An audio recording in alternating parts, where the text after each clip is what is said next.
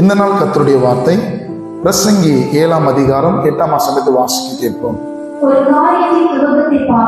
ஒரு காரியத்தின் துவக்கத்தை பார்க்கிலும் அதன் முடிவு நல்லது. எனக்கு அன்பான தேவ பிள்ளைகளே, இந்த கால வேளையில ஒருவேளை எந்த காரியத்தை குறித்து நீங்க துவங்கலாம், இல்லை அநேக நாட்களா நீங்க உங்க இருதயத்துல உங்க சிந்தையில அநேக காரியத்தை குறித்து ஓடிக்கொண்டு கூட இருக்கலாம். ஆனா கர்த்தர் இந்த கால வேளையில உங்களை பார்த்து சொல்லுகிறார், ஒரு காரியத்தின் துவக்கத்தை பார்க்கிலும் அதனுடைய முடிவு நல்லதுன்னு. நீங்க ஒருவேளை அவசரப்படாதீங்க.